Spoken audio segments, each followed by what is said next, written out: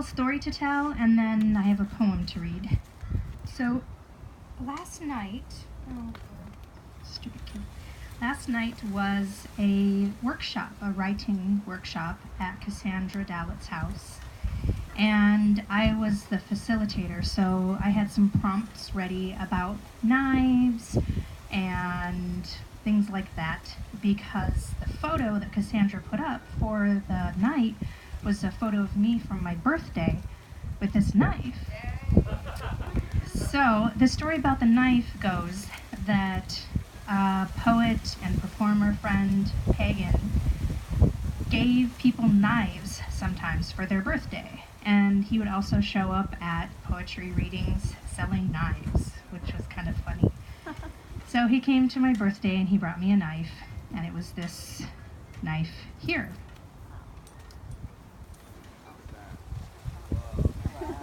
Which is even funnier because this is not like me, you know, but it was a present, so yeah.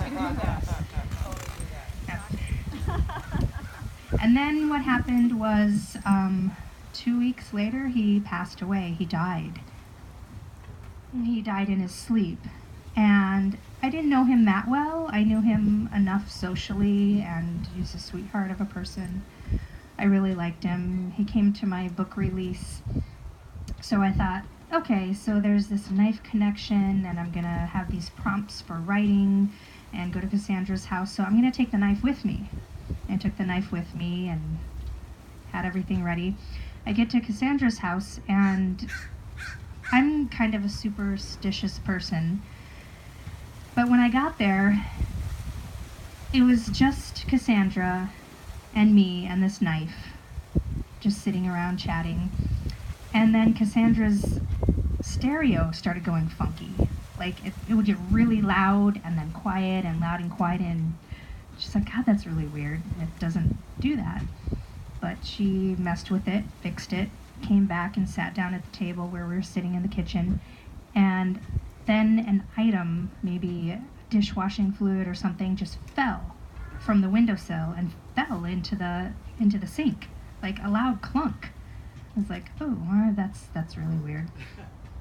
And I mean, some people can believe in it or not or whatever.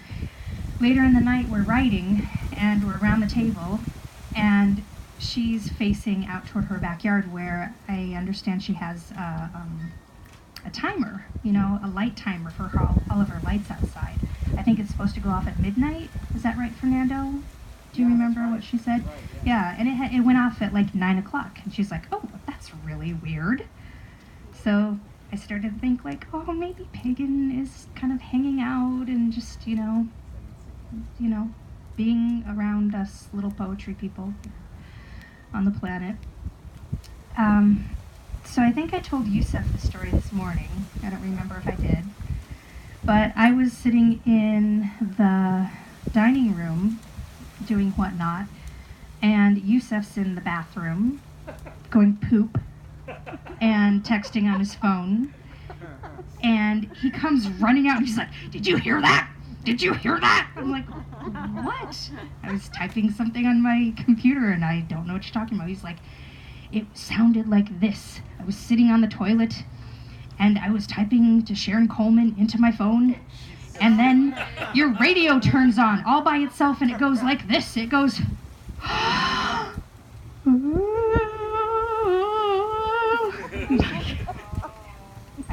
don't know what to say, Yusuf. And in that moment, he drops his phone. It like goes into 3 or 4 pieces. A piece of it goes down a heat duct down under the house. And I'm just chalking everything up to Pagan. Yay, Pagan. So,